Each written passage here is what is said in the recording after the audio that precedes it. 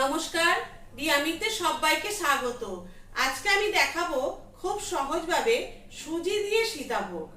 আর ছানা দিয়ে তো হয়, সুজি দিয়েও খুব সুন্দর সীতাভোগ করা যায়। দেখুন কিভাবে সুজি দিয়ে সীতাভোগ তৈরি করি। এই সুজিটা এবার আমি কড়াইতে ঢেলে সুজিটা গরম করে নিলাম। এখানে এই বাটির 1 বাটি সুজি দিয়েছি।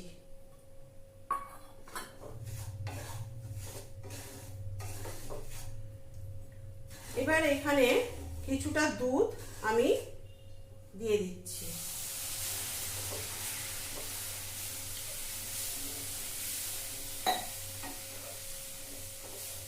আঁচটা কমিয়ে দিলাম।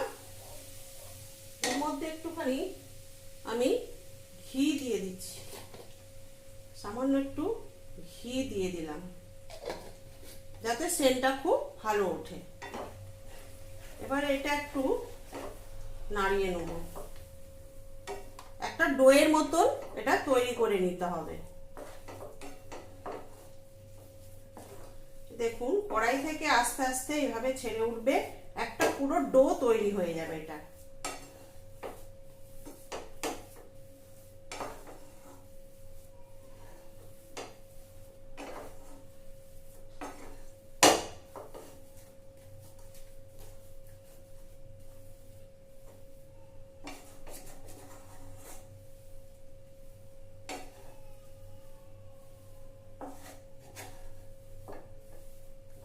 এই দেখুন, এটা আমি কিছুক্ষণ ঢাকা দিয়ে রেখে দিচ্ছি। এটা কিছু সুজিটা একটা ডোয়ের মতন তৈরি হয়ে যাবে। এবার আমার কিছু পুজো করতে করতে কিছু বাতাসা অনেক রয়ে গেছে, তো এই বাতাসাটাকে দিয়েই আমি চিনির রস তৈরি করে নেব। এর মধ্যে খানিকটা জল ঢেলে দিলাম। এগুলো সব পুজোর বাতাসা, এগুলো দিয়েই আমি একটা রস তৈরি করে নেব। পুজো করতে করতে সব বাতাসাগুলো কেউ খায় না, থেকেই যায়। এই বাতাসাগুলো দিয়ে আমি আজকে রস তৈরি করব। এবার এই রসটার মধ্যে আমি 3টে এলাচ দিয়ে দিলাম। এটা সেন্টের জন্য দিয়ে দিলাম। বাতাসাগুলো ভালোভাবে গলে গেছে। এবার আমি আঠালো ভাব পর্যন্ত এটাকে জাল দেব। যতক্ষণ না এই রসটা চ্যাটচ্যাটে আঠালো ভাব হচ্ছে ততক্ষণ আমি এটাকে জাল দিতে থাকবো। এদিকে আমার এইটা ঠান্ডা হয়ে গেলে এটা আমি ডোয়ের মতন একটা তৈরি করে নেব।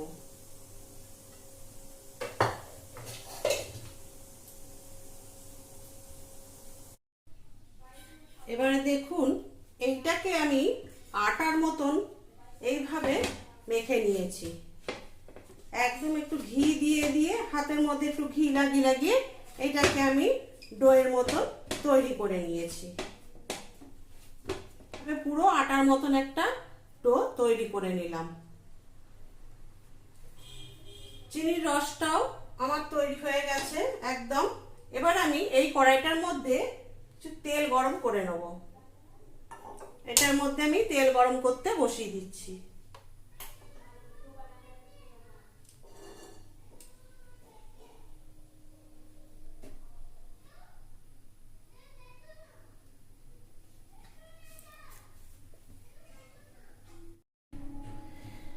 এই ডোটার থেকে অর্ধেকটা আমি ভাগ করে নিচ্ছি। অর্ধেকটার মধ্যে নিকুতি বানাবো আর এটার মধ্যে সীতাভোগের ঝুড়িটা বানাবো।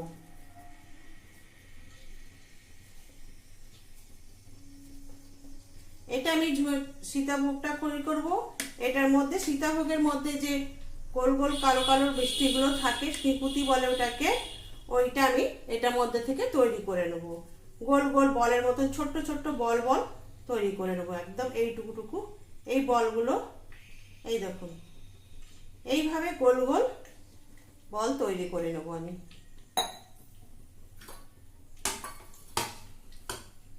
ততক্ষণ তেলটা গরম হোক।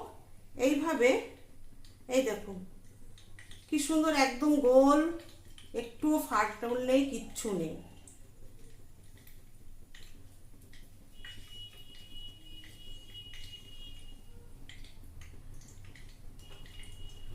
এইভাবে এখন যতগুলো বল হবে আমি করে নিচ্ছি।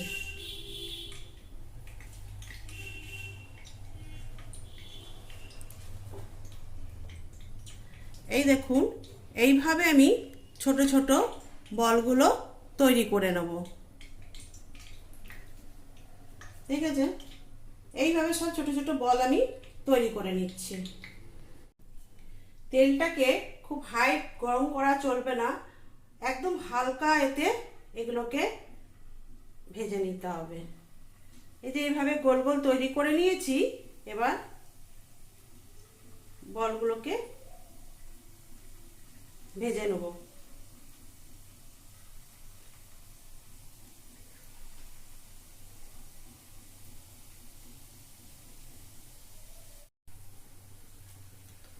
দেখুন এই গোল গোল এগুলো যেগুলো দিয়েছিলাম ভাজতে, লাল লাল করে ভাজা হয়ে গেছে। এবার আমি এগুলোকে রসের মধ্যে দিয়ে দেব। রসটা ঠান্ডা হয়ে গেছে, একটু একটু গরম আছে। এবার আমি এগুলোকে রসের মধ্যে ফেলে দেব।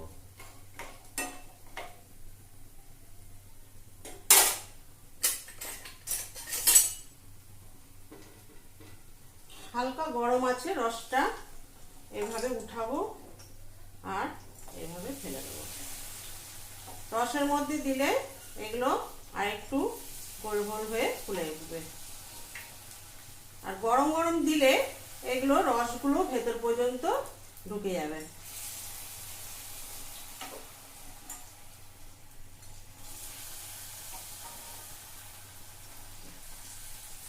এবার আমি রেখে দিলাম।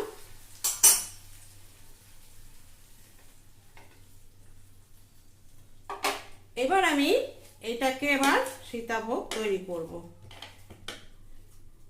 এরম এরম করে ডোটা নেব, নিয়ে এইরকম একটা গেটার আছে, এই গেটারের সাহায্যে এইভাবে আমি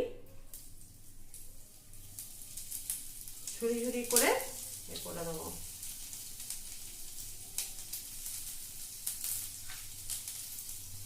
খুব বেশি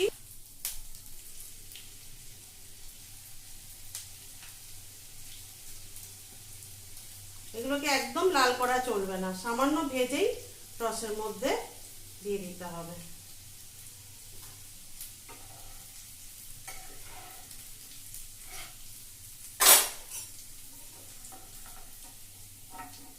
এই দেখুন এইরকম ঝুড়ি ঝুড়ি হবে, লাল হবে না।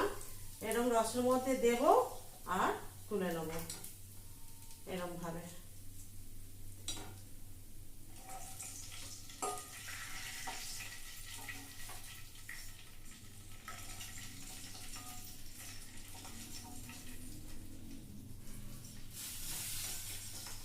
এগুলোকে দিয়ে বেশিক্ষণ রাখা যাবে না, এগুলোকে দিয়েই তুলে নিতে হবে। এগুলো দেখুন রস ঢুকে কিন্তু ভারী হয়ে গেছে।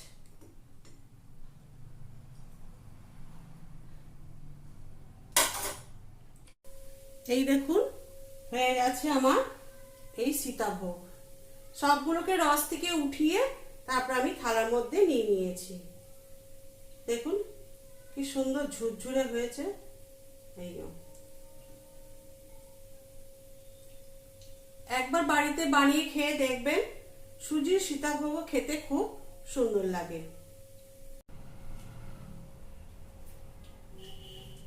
এই সুজির সীতাভোগটি আপনারা খেয়ে দেখবেন এবং বানিয়ে দেখবেন কিভাবে সুজির সীতাভোগ তৈরি হয়।